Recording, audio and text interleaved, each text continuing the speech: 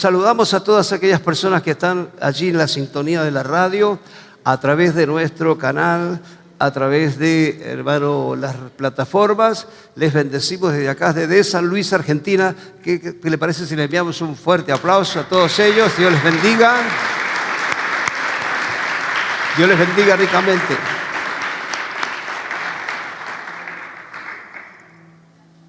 Quiero hablar esta noche, en este mes, hermano, noveno. Estábamos hablando bastante del profeta Ageo, ¿no?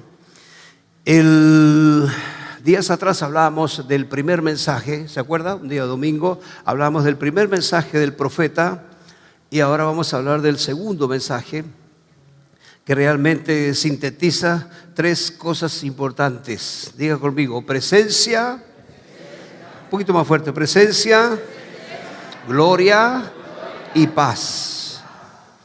De Dios, por supuesto. Amén. Entonces, en este segundo mensaje que se llevó a cabo en un momento muy crucial, todos conocemos la historia, si no, usted léala con mucho detenimiento, comparta la Biblia, ¿no es cierto?, entre el profeta Ageo, el libro de Esdras.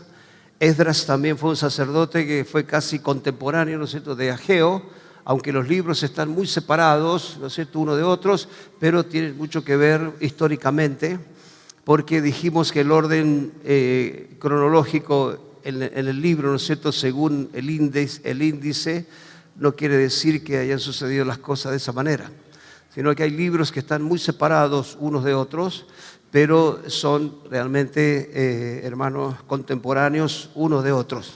Amén. Entonces, el libro de Esdras, como también Ageo, casi que sucede en una misma época.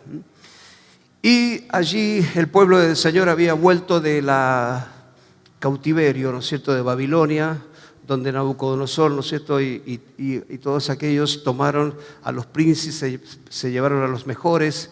El profeta Daniel, ¿se acuerda? Sadrach, Mesach, Abednego, toda esa juventud tremenda, estaban en un palacio de un reino diferente. No era su tierra, no era su ciudad. Estaban como sapo de otro pozo, como bicho de otro canasto, ¿no es cierto? Entonces, estaban ahí en otro lugar, pero un día volvieron a su tierra y se encontraron con toda la ciudad destruida. Porque estos locos conquistadores, lo que les interesa no es el patrimonio, no es la arquitectura, no es, ¿no es cierto?, los beneficios que pueda dar una ciudad. Ellos quieren destruir, romperlo todo. Y así hacen, rompen todo. Entonces, cuando llegó el pueblo a Jerusalén, se encontraron con todas las paredes destruidas, los castillos, las casas todas quemadas. Ahí entra también un papel importante a jugar Nehemías, el gran restaurador, ¿se acuerda? ¿Lo leyó alguna vez? Nehemías entonces, él puso, dice, al pueblo por familias. La familia González acá, la familia Ortega por allá, la familia Riquelme más allá. Entonces pusieron las familias, hermanos, a trabajar para restaurar todo el perímetro, ¿no es cierto?, de la ciudad y así poder volver otra vez a tener una ciudad habitable, dignamente. Entonces, allí Dios conocía que el pueblo venía realmente no solo entristecido, empobrecido, venían casi con lo opuesto, hermano, a poseer nuevamente su tierra. Entonces Dios les dijo, no va a haber trigo, aunque no haya vino, aunque no haya fruto en los olivos, porque estaba todo destruido, pero Dios dijo, yo te bendeciré. Amén. Esa palabra lema la hemos usado durante todo este mes y el resto de días que faltan. Dios dijo, yo te voy a bendecir. ¿Por qué? Porque Dios no está ajeno a la realidad de cada persona. Él conoce. No es una frase hecha y Dios sabe, no es una frase. Dios conoce realmente la profundidad de tu necesidad, de tu problema, de tu conflicto. Él no es ajeno. Amén. Es mentira todos aquellos inventos que dicen que Dios no existe, que si existiera Dios no pasaría esto en África, el hambre en el Congo, ¿no es cierto?, los problemas en otros países. Dios existe, pero esa gente, hermano, difícilmente se vuelve a Dios. Ellos siguen con su idolatría, siguen con su forma, siguen con su cultura. En la India, ¿no es cierto?, 200 millones de dioses. Impresionante, ¿no? Porque para cada necesidad tienen un Dios. Pero para nosotros hay un solo Dios. Amén. Hay un Padre, hay un Hijo, hay un Espíritu de Dios. Amén. Que está esta noche con nosotros. Entonces reconocemos que hay un solo Dios y Padre. Amén. Y nuestro Señor Jesucristo, el cual nos libertó de toda idolatría, paganismo y demás. Entonces el pueblo de Dios siempre va corriendo con ventaja. Lástima que algunos no se dan cuenta. Pero ante todo el mundo religioso que nos rodea, el pueblo de Dios va con ventaja porque adoramos solo a Dios. Creemos en su sagrada palabra. Entregamos nuestras cargas a Él y no llevamos la mochila toda la vida, ¿no es cierto?, de conflicto y problema. Entonces, entienda que el pueblo de Dios, hermano, debe ser bendecido. Dije debe, porque realmente si cumple con la palabra de Dios, hermano, tiene que prosperar. Tiene que funcionar. Si no funciona, el problema no es Dios, el problema somos nosotros. El problema es el ser humano. El problema no es, hermano, el lugar que vivimos. Gracias a Dios por el país que vivimos. Gracias a Dios por la tierra bendita de San Luis, amén, que pisamos cada día. Como decía recién un hermano en la radio, basta mirar un poquito hacia afuera y te vas a dar cuenta, hermano, lo que Dios tiene dentro de tu casa, simplemente que no lo hemos valorado. Simplemente no hemos tomado la dimensión exacta de todo lo que Dios nos ha dado. Y quiero decirte más, voy más profundo, como decía una pastora en México. Usted es un cirujano que mete el bisturí despacito hasta el fondo. Le dije, gracias, hermana. Le digo, ¿sabe que yo quería ser médico? Ese era mi sueño. Noemí quería ser directora de un colegio, ¿no es cierto? Le encanta la formación. Pero Dios tenía otros planes. Y gloria a Dios que un día le hicimos caso a Dios. Porque si hubiéramos seguido empecinados en lo nuestro, no sé qué hubiera pasado. Pero por cuanto uno le obedece a Dios, hermano, Dios nos ha bendecido de una manera impresionante. Y hemos podido ser de bendición a muchos. Anoche le decía al equipo, amén, apláudalo al Rey.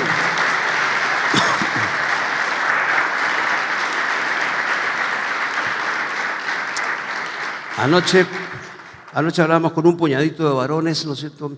Un equipito ahí de trabajo para que vamos a activar el pasado mañana, sábado. Y le decía, hermano, si hay algo que nos tiene que dirigir es la palabra de Dios. Génesis dice, yo te bendeciré. Número 1. Número 2, engrandeceré tu nombre. Amén. Tu nombre ya no será el negro, el flaco, el mufa. No. Tu nombre va a ser engrandecido. Vas a ser una persona de bendición. Tercero dice, y serás bendición. Entonces tú tienes que entender que no eres una carga, no eres la oveja negra de la familia, no eres un ciudadano de cuarta, como los grupos te quieren nombrar o te quieren ahí tildar, sino que somos hijos de Dios, hijas de Dios, herederos y coherederos juntamente con Cristo. Amén. De todas las bendiciones que Dios tiene preparadas. Amén. Así que mire qué tremendo. Dios nos ha bendecido, engrandecerá el nombre y seremos bendición. Por eso lo que vamos a hacer el sábado va a ser bendecir a personas. Porque ese es el propósito de la iglesia. No es, hermano, chusmear y decir, a ver qué ropa trajo el hermano, a ver cómo vino fulano, mengano, a ver qué pasó con el otro. No tenemos tiempo para esas cosas infantiles. Nuestro tiempo vale oro. Creo que la pastora lo ha predicado aquí, hermano, en mi ausencia, ¿no es cierto?, en México. Tu tiempo vale oro. Tu tiempo es valioso. No permitas que nadie juegue o te haga perder el tiempo. Amén. Entonces, tu tiempo vale oro. El tiempo tenemos que invertirlo, hermano, en cosas que agradan a papá. Entonces, si tenemos su presencia, la gloria de Dios va con nosotros. La paz de Dios tiene que estar. Amén. Gloria al Señor. La paz, hermano, no quiere decir que haya ausencia de conflictos. No quiere decir que vas a estar ahí como la familia Ingalls, ¿no es cierto? Ahí donde todo es amor. No, no. Puede haber conflicto y problemas, pero la paz de Dios sobrepasa todo. Amén. Gloria a Dios. Entonces, en el segundo mensaje, si me ayudan, ¿no es cierto?, con algunas diapositivas que tenemos por ahí. El segundo mensaje fue dado durante las fiestas de las enramadas. Para el pueblo de Dios, la fiesta de las enramadas o de los tabernáculos o de las cabañas era la misma, ¿no es cierto?, fiesta que tenía varias denominaciones, ¿no es cierto? La fiesta de las cabañas, la fiesta de las enramadas o lo de los tabernáculos le recordaban al pueblo de Dios que eran nómades.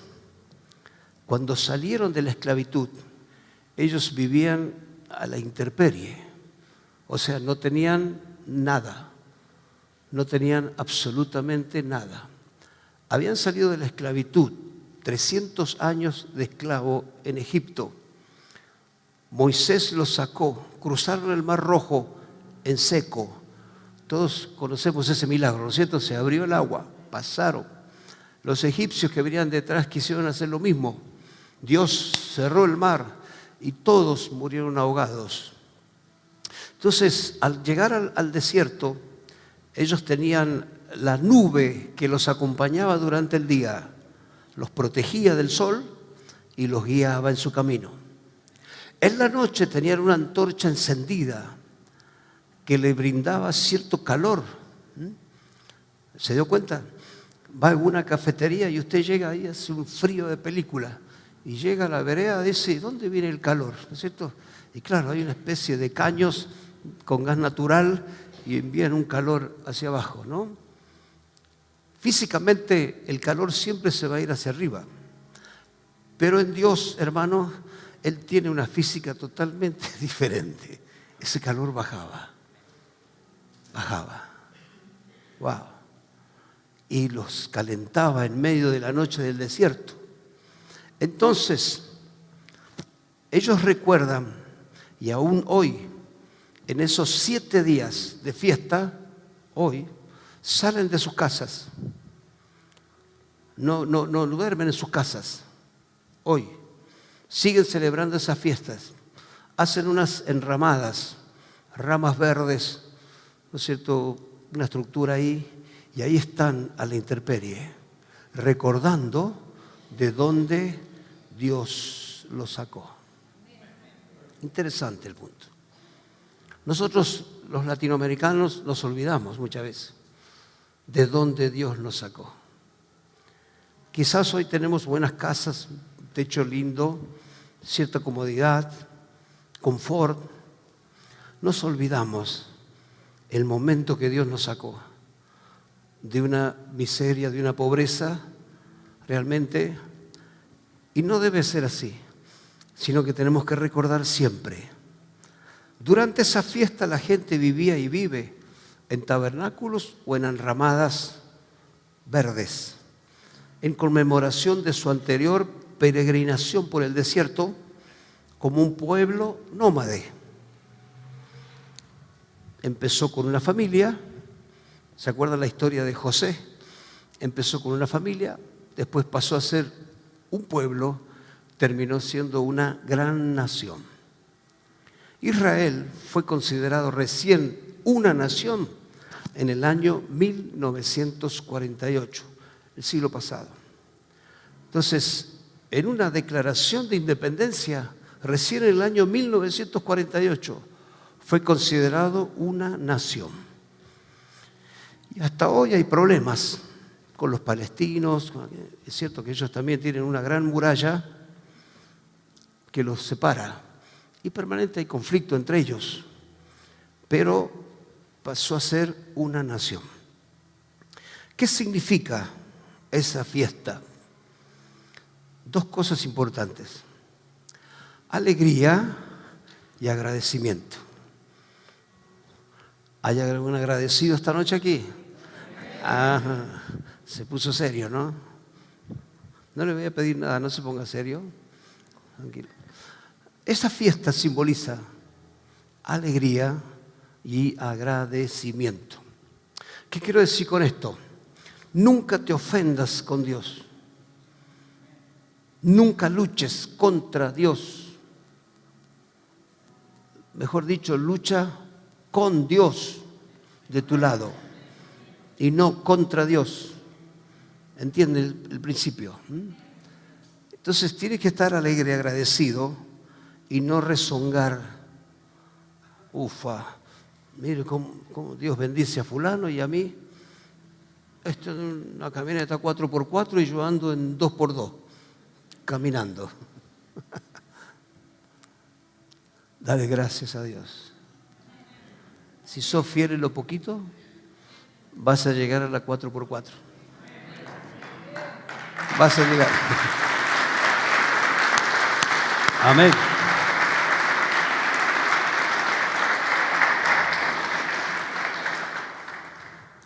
Como coincidencia, en ese segundo mensaje de Ageo, coincidió con el aniversario de la dedicación del primer templo de Salomón, llamado a ser una de las 8 maravillas del mundo, algo único, esplendoroso.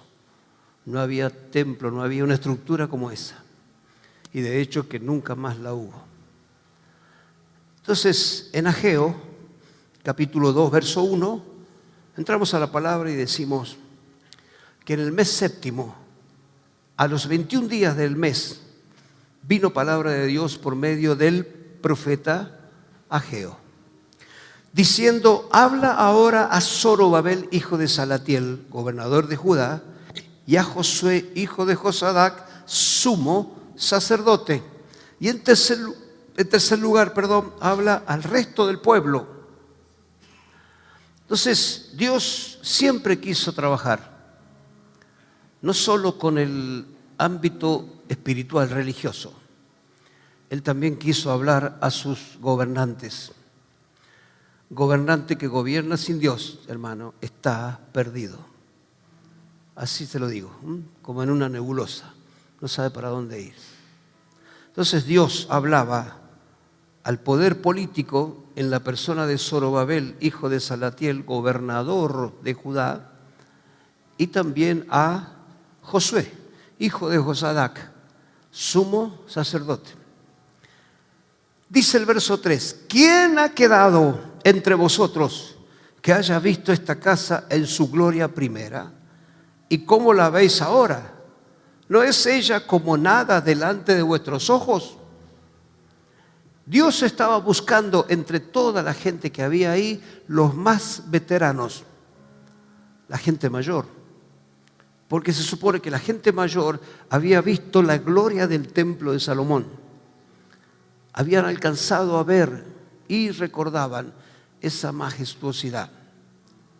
Entonces dice: miren el templo nuevo, un templo chico, no es ni comparable a lo que era. Ahora pues, le dice el verso 4, Zorobabel, esfuérzate, dice Jehová Dios. Esfuérzate también Josué, hijo de Josadac, sumo sacerdote. Lee conmigo el resto. Y cobrad ánimo, pueblo todo de la tierra, dice Jehová, y trabajad, porque yo estoy con vosotros, dice Jehová de los que dice: cobren ánimo. Entonces, antes de enviar Dios a trabajar, lo primero que dice: cobren ánimo, saquen ese desánimo de encima, porque la persona desanimada, hermano, no sirve en la mano de Dios. Es difícil que Dios pueda usar una persona que está en ese proceso de depresión, de angustia, de desánimo. Hay que cobrar ánimo. Hello. Hay que cobrar ánimo. Hay mucho trabajo por hacer. ¿Cuánto lo creen? Antes que el Señor venga todavía, Dios quiere usar a su pueblo, a su iglesia, a la gente que quiere trabajar. Hay trabajo, gloria al Señor. Mucha gente quizás se conforma diciendo, no, solamente deme acá un puestito, un trabajito religioso, un trabajito aquí en la iglesia, pero quiero decirte que puertas afuera hay mucho más trabajo que puertas adentro. Amén. Es ahí donde Dios te quiere usar en medio de una sociedad que tiene tantos conflictos, que no tiene a Cristo en su corazón. Amén. Verso 5 dice, según el pacto que hice con vosotros cuando saliste de Egipto, así mi espíritu estará, ¿lo cree? En medio de vosotros, no temáis, porque así dice Jehová de los ejércitos, de aquí a poco yo haré temblar los cielos, la tierra, el mar y la tierra seca, y haré temblar a todas las naciones. Y vendrá el deseado, gloria a Dios, de todas las naciones, y llenaré la gloria de esta casa, ha dicho Jehová de los ejércitos. Amén. Si Él lo dijo, Él lo va a hacer. Aleluya. Y así pasó. Amén. El deseado, el Hijo, el primogénito, gloria a Dios, estuvo entre nosotros. Él, aleluya, es el que intercede por ti y por mí hoy. Amén. Delante del Papá. Mía es la plata, mío es el oro, dice Jehová de los ejércitos. Qué poco, amén. Pastor, mi billetera es mía. Ojo, yo me la gané. Tendríamos que reformular ese principio, esa pregunta de quién es lo que tienes, quién te dio lo que tienes. ¿Quién te dio lo que estás disfrutando hoy? Si no es Dios. De Dios es todo, hermano. Todo. Todo lo que somos se lo debemos a Él. Esta mañana en la radio escuchábamos esa sencilla canción de Marcos Yaroide, ¿no es cierto?, donde dice, todo se lo debo a Dios. Y parecieran palabras, pero es una verdad, hermano, absoluta. Todo se lo debemos a Él. Todo lo que somos, todo lo que vamos a lograr, siempre se lo vamos a deber a Dios. Seremos deudores eternos de Dios. Amén.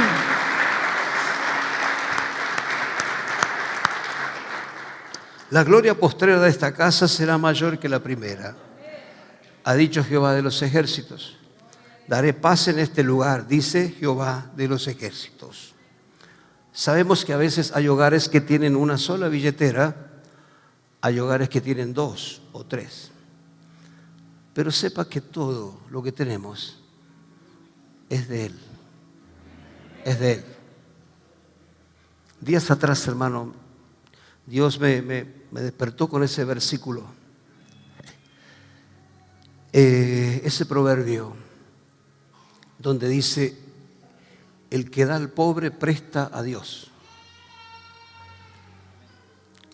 y se le volverá a devolver, se le devolverá.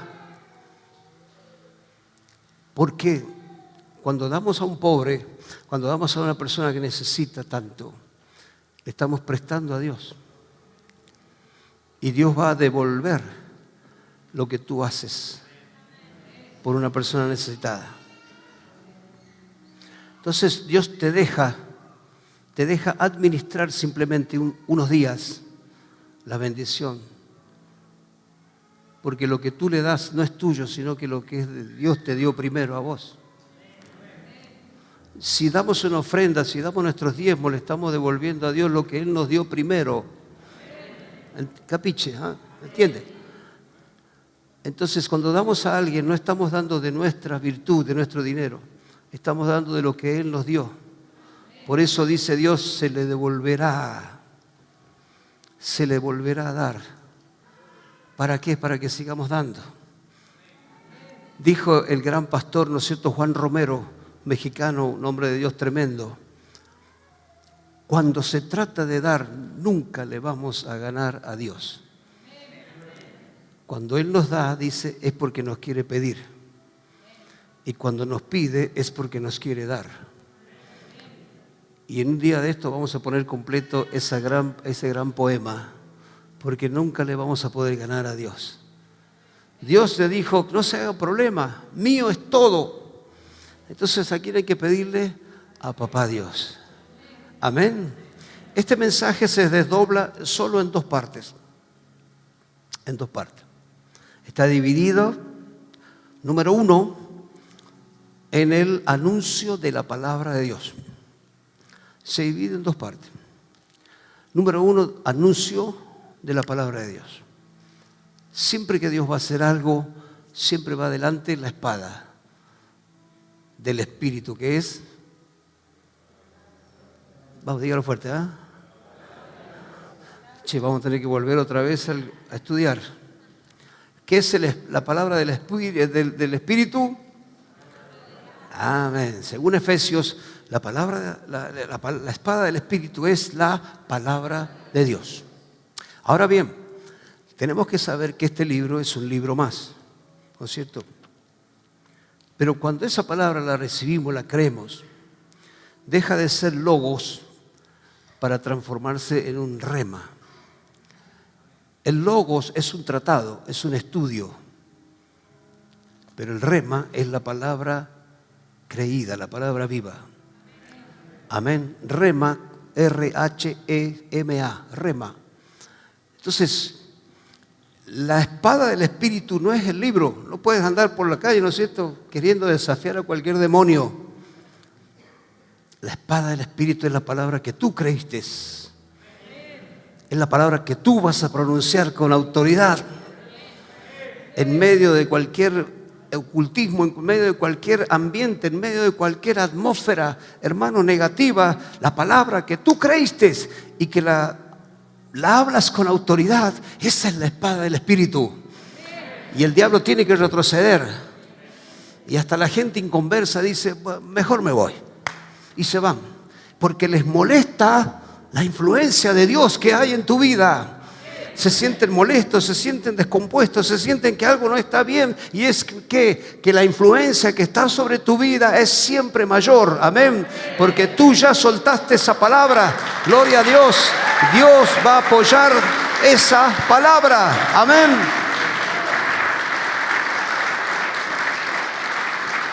Número 1, dijimos, el anuncio de la palabra de Dios en el versículo 6, ¿no es cierto?, que acabamos de leer. El Señor formuló una pregunta retórica que reconoce el desánimo del pueblo. El pueblo estaba desanimado. ¿Quién no se desanima, no es cierto?, cuando lo perdió todo? ¿Quién no se desanima cuando va como queriendo retroceder? Se desanimó. Dios tuvo que confrontarlos. Entonces, había una gran disparidad entre el templo de Salomón y la simpleza del nuevo templo que se estaba construyendo. Entonces, ahí entra Esdras, capítulo 3, verso 10. Cuando los albañiles del templo de Jehová echaban los cimientos, pusieron a los sacerdotes vestidos de sus ropas y con trompetas, y a los levitas, hijos de Asaf, con címbalos, para que alabasen ¿a quién? A Jehová Dios, según la ordenanza de David, el rey de Israel. Y cantaban, alabando y dando gracias a Jehová, diciendo, esta hermosa frase, ¿no es cierto?, que se ha grabado en muchas versiones, ¿no es cierto?, con muchos estilos musicales, porque Él es bueno, porque para siempre es su misericordia. Amén, ¿lo puede creer? Y todo el pueblo aclamaba a gran voz de júbilo, alabando a Jehová, porque se echaban los cimientos de la casa de Dios. Y muchos de los sacerdotes, de los levitas y de los jefes de las casas paternas, ancianos que habían visto la casa primera, viendo echar los cimientos de la casa, lloraban en alta voz. No era una lagrimita, no era un sollozo, ¿no es cierto?, de las novelas esas, ¿no es cierto?, turcas, sino que era un clamor, era un grito.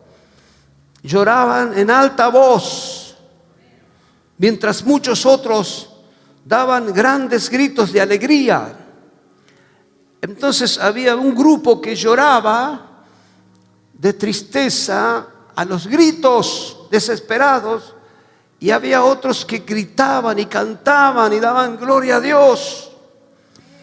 Dice el verso 13, no se podía distinguir el pueblo, el clamor de los gritos de alegría, la voz de lloro, porque clamaba el pueblo con gran júbilo y se oía hasta de lejos. Lo que estaba sucediendo ahí, hermano, en pocas palabras, estaba afectando a todo un pueblo. Amén. Había gente, como le dije recién, que lloraba porque estaban recordando el templo antiguo de Salomón. Y si bien tenemos que recordar y no olvidarnos, pero también tiene que haber un corte de cordón umbilical con el pasado. Las cosas buenas ya pasaron, las cosas malas también. Tenemos que decir gloria a Dios por aquel tiempo tremendo. Tenemos que dar gracias a Dios por aquella juventud esplendorosa que tuvimos muchos de los veteranos que estamos aquí. Tenemos que dar gracias a Dios por aquello, pero aquello ya fue. Ahora viene un nuevo tiempo. Viene una nueva temporada.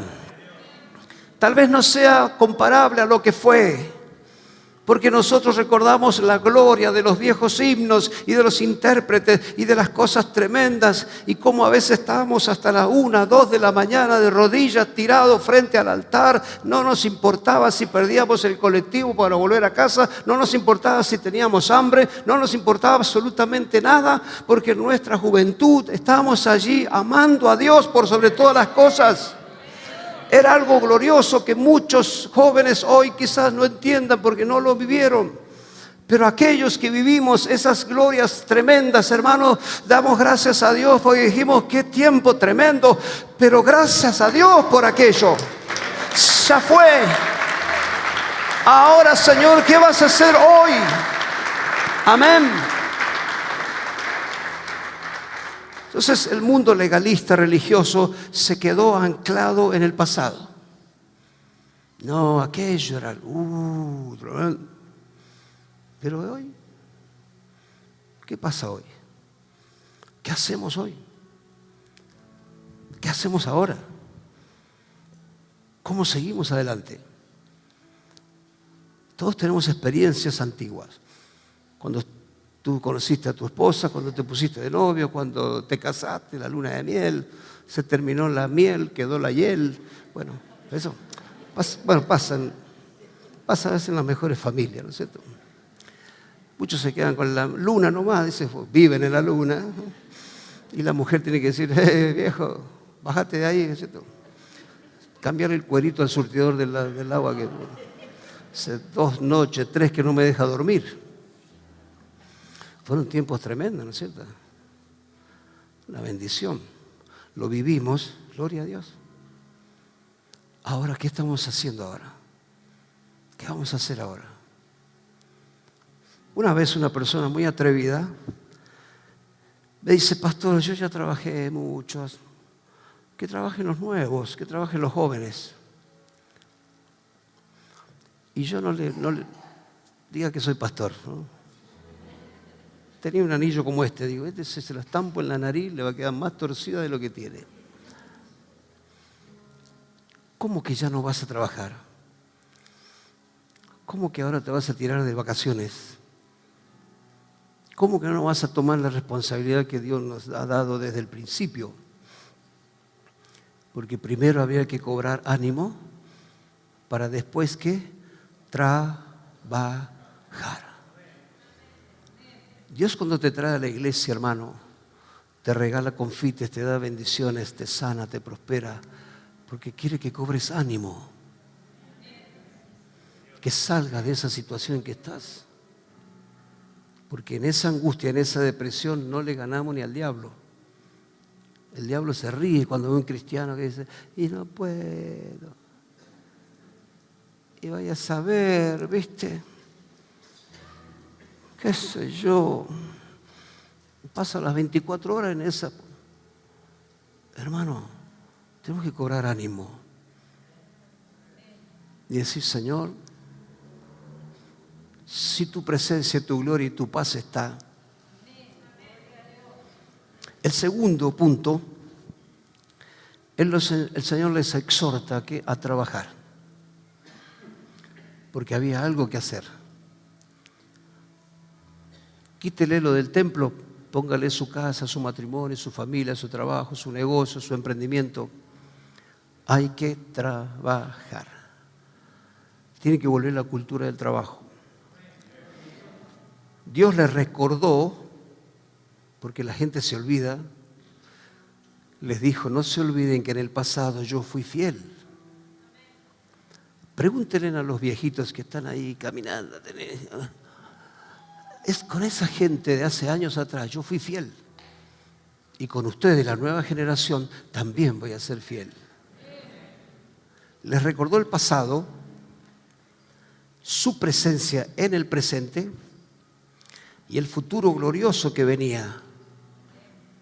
Porque le dijo, changos, viene el deseado de las naciones. Más adelante la historia sigue. Viene el Salvador del mundo. Wow. Ustedes están enfocados en este templo, están enfocados en esta cosita, pero viene el Salvador de todo el universo, que es mi hijo, les dijo Dios. Entonces Dios les dijo, cobren ánimo, trabajen y no tengan temor.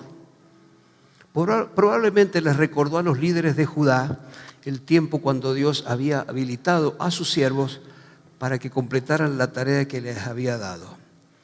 Después, me acompaña, de motivarlos a trabajar, Él les señaló, número 1, eventos pasados, número 2, realidades presentes. Cuando nosotros, los predicadores, mayormente los mayores, los viejitos, hablamos de historia y cosas antiguas, son simplemente para recordar que la gloria de Dios, hermano, hizo que viviéramos eventos tremendos, que Dios no empezó ahora, ni el año pasado, sino que ya hay una historia. Amén. Y hay una realidad presente. Dios sigue siendo el mismo. El Señor animó al remanente del verso 6 al 9, Él animó al remanente, un grupo de gente con promesas para el futuro. Entonces, en estos versículos que hemos leído, le recuerda los eventos pasados, la realidad presente y la promesa de un futuro.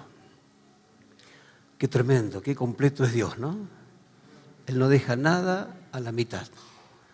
Él hace la obra completa. Los términos usados son tipos de teofanías. Teofanía significa una presentación de Dios de una manera sobrenatural, que Dios lo ha hecho. Dios lo hizo con la pastora, ¿no es cierto? Cuando nos pegaron el tiro en la pierna, estábamos en el hospital, se apareció el Señor. Impresionante. Eso se llama teofanía. Se apareció en la figura de un niño, ¿no es cierto? La pastora estaba sola en la guardia del policlínico, 12, 1 de la noche, no había absolutamente nadie. Yo estaba en el showroom, estaban deteniéndome la hemorragia, me estaban poniendo suero, sangre, estaban mirando mi pierna destrozada. Nos habían llevado el poco dinero que teníamos en casa, no teníamos ni para comprar una botella de agua. Nosotros sabemos lo que es perder todo, hermano, y volver a empezar. Ella estaba en el hospital sola, tirada en el suelo ahí, llorando. En medio de ese silencio y de esa soledad aparece un niño chiquito con una botellita de agua. Entonces le dice, ¿quiere, señora? Y ella agarró la botella, ¿no es cierto? Se tomó el medio litro de agua. Cuando baja la botella, no había nadie. No había absolutamente nadie. Eso es teofanía. Aún en medio del peor momento, Dios siempre se va a aparecer. Amén. Dios siempre va a estar presente. Damos un aplauso a Él, siempre.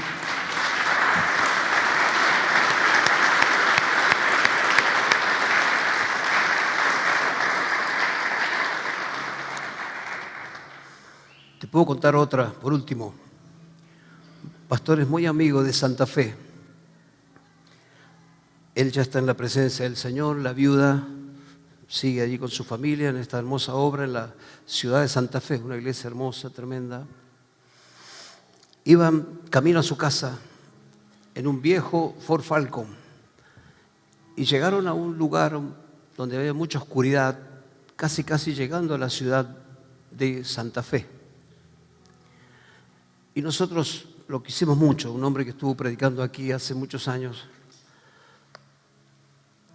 Y él llevaba linterna por todos lados. Y los colegas, los pastores, le decían el Mister Linterna, porque tenía una linternita en su maletín, una linterna en su vehículo, una linterna en su mesita de noche. Tenía siempre el hombre preparado por si acaso, ¿no es cierto? Nico se debe acordar, Oscar Castro, ¿no es cierto?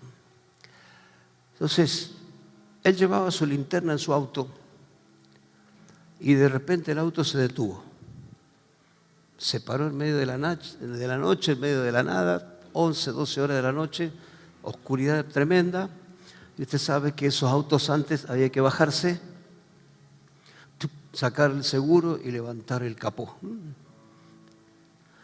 Entonces, él baja, hermano, levanta el capó, va con su linterna ahí, empieza a mirar, ¿viste? Estaba todo normal. Se sube al auto, ¿cierto? Va a arrancar, nada. Se vuelve a bajar, hay una persona ahí. ¿Le ayudo, amigo? ¿Qué pasó? No sé. A ver, déjeme. Y se metió la cabeza ahí debajo del capó. El pastor se subió. Cuando le dio arranque, arrancó el 221, ¿eh?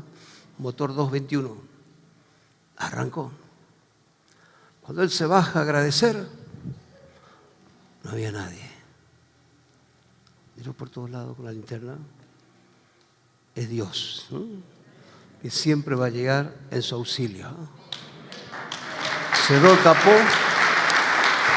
Pero Dios es fiel. Amén.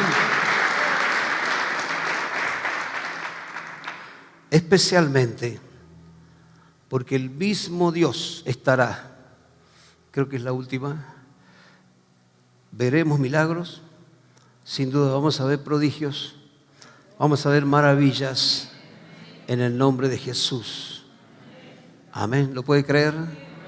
Si su presencia, su gloria y su paz están, iglesia, no baje sus brazos. Si tú has venido por primera o segunda vez, decirle, Señor, yo quiero eso, presencia, gloria y paz. Amén. En mi casa.